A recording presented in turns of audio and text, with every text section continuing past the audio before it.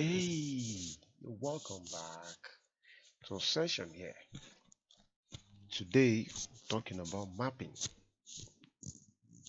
What is mapping? Mapping is a relationship, as you can see on my screen. It is a relationship or association between two sets. That's what mapping is. And an example of a mapping is what you can see on my screen. This, I can call this a function of, let me say I have a function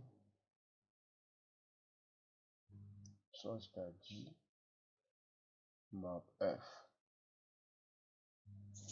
Can you see that? So I can add something like that.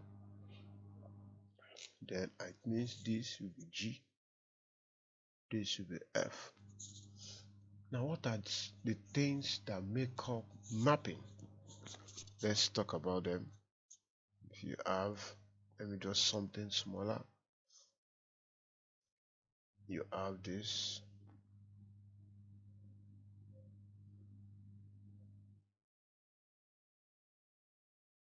You have this. If you have something like this, you have what I used before, ABC. You have something here. 1, 2, 3, such that this is mapped to this, this is mapped to this, this is mapped to this, this is mapped to this. This is called the domain. This is the domain, and this I call this G, call this F. This is the codomain.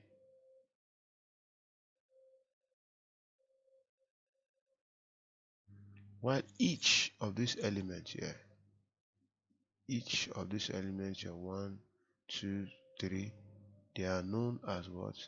Your image. They are known as your image. Yes, so you have them as your image because each of the elements in G are correspondingly marked to elements in F. So you take these ones as your image.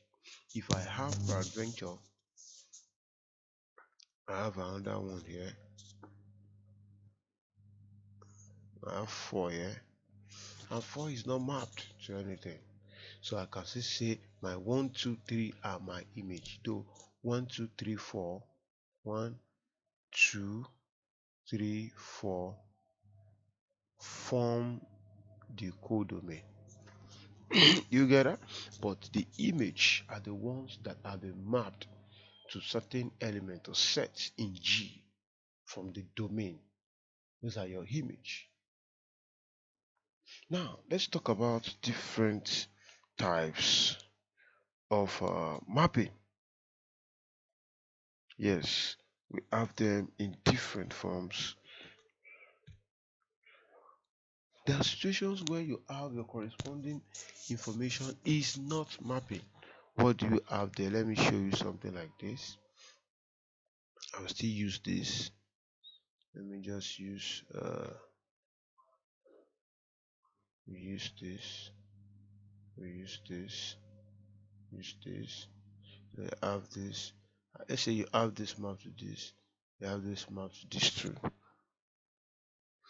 You have this also map to this. You have which other one? You have them scattered all around that way. This is not mapping. It is not mapping. And it's not mapping. Yeah. So you have this to this to this. Everything, there is no regular pattern. It is not mapping. Why is it not mapping? One element in a domain does not uniquely paired, that is paired to more than one element. Once one element is paired to more than one element, it is not mapping. Note that. Now let's continue. You can have different situations also. Want something more. Now, the first thing I do there could also be a function. Yes, I have something like this. Don't forget I have my function. Okay. Another one. Take this as G, this F, and this to this. So what do we have? I still have my A, B, C. 1, 2, 3. This is mapped to this. This mapped to this. This mapped to this. So if I have what we call injective mapping, let's talk about injective mapping. Injective mapping. Now we are under types. Injective mapping means it is a one-on-one, one-to-one.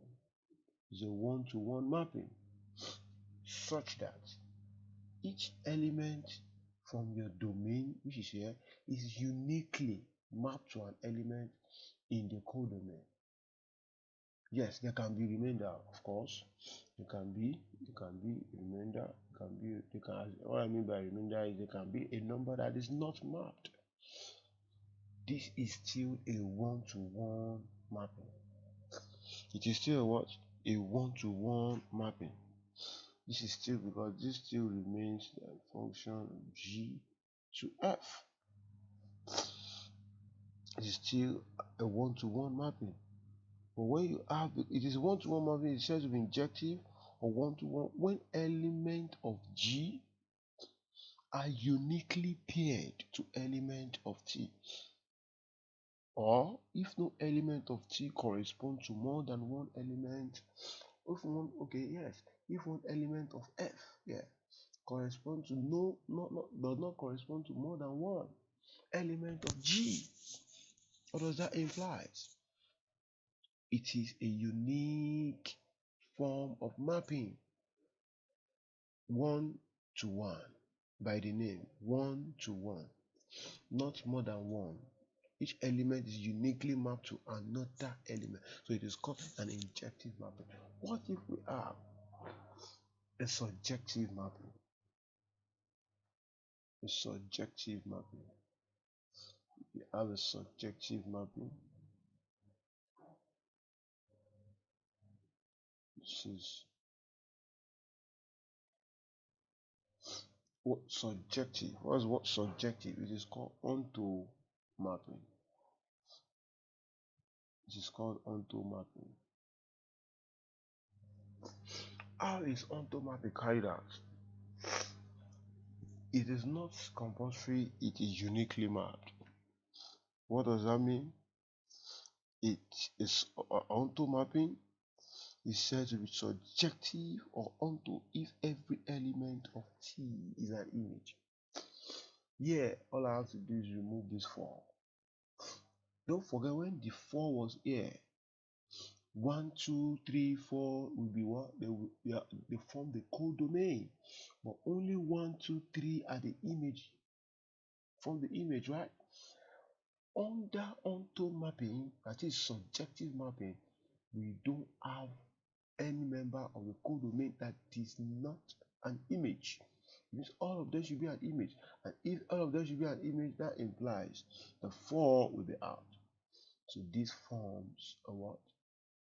A subjective mapping. Each of the elements here is uniquely mapped. Fine. That's one-to-one mapping. And if each member of the codomain, element of the codomain, are what?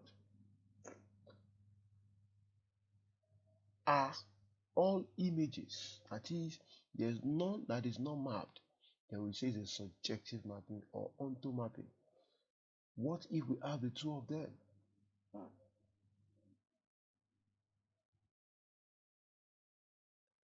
We can have the two happening, both one-to-one and subjective. When those two happen, then we say we have a bijective mapping. And of course, this is bijective mapping. One, it is one-to-one. Each element of G to F, they are uniquely mapped. And two, it is onto, because of what? All the elements in the codomain, they are images. So those are the three major types of that mapping. We have other types of mapping anyway. We have other. These are the three that you can use in showing, proving, solving. Then we have other types that you can also identify with. We have what we call the identity mapping. We have identity mapping, identity mapping, identity mapping. We have identity. What's the meaning of identity?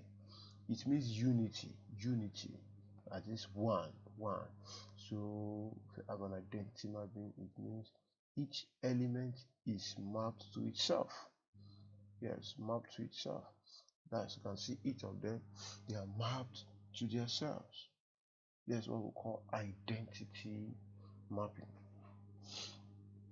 In identity mapping, where the domain is the same as the codomain, the domain is the same as the codomain. You can see this.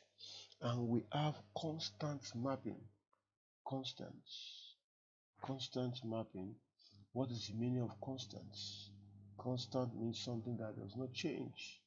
So it means all the elements from the domain is mapped to a set, just one element in the domain. That's a constant mapping. So I can call this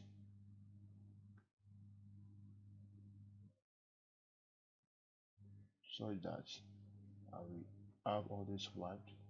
I have this, mapped. Everything is mapped to just one element. You can see have C and D here. But all of them, they are mapped to this, mapped to this, mapped to this. So I have this. Do you see that? This is what we call a constant mapping. What of inverse? When is a mapping said to be inverse? When is it said to be inverse? A mapping is said to be inverse when you can only calculate the inverse of a mapping when it is bijective. That is inverse mapping. It can only be calculated when it is what? It is bijective.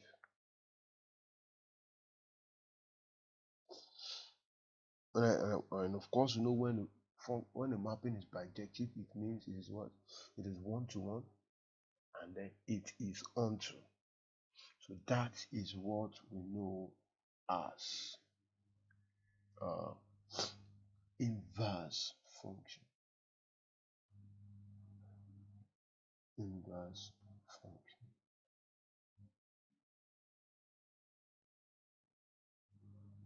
So you have this. It is denoted by F inverse on this, and it must be bijective. That is, the function must be injective and surjective. So I don't have to do anything more than that. There is something we call composition of mapping, where you can have the function f. Let's talk about that. Composition of mapping. It's composition of mapping. Here from the word compose, you have two mappings combined or conjured together. You have composition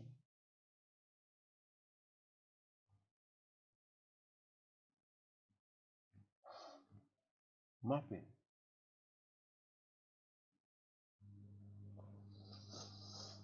You can have your f function as s tends to t, and you have be any you can let it be any function that can be composed So you can also have G such that F will, no, let me use F again. Let me use so S to T. I can say I have T to U. So we can say let have a mapping of S to T and T to U be any function that can be composed. Then to get a mapping, if you want to get a mapping, to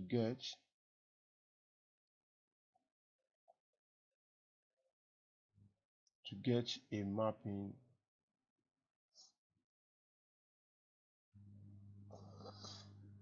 H, that is you have S to T.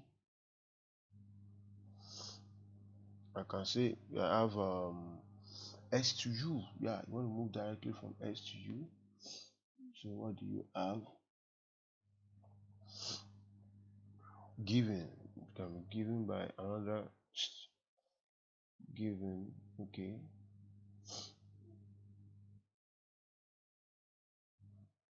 given by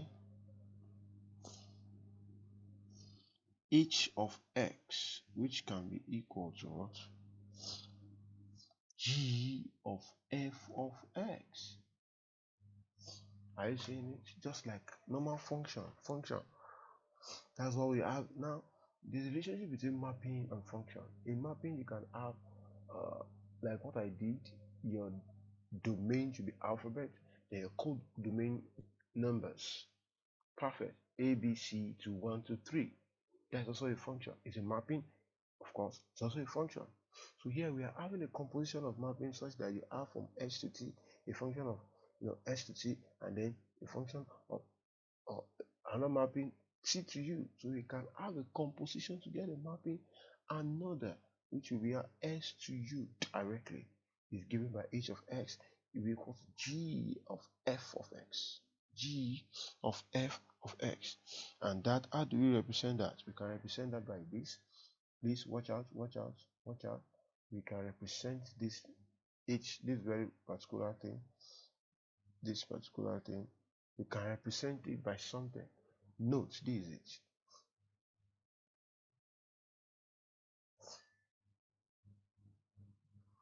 So you have, just permit me to wipe this. So you have something of this nature, something here.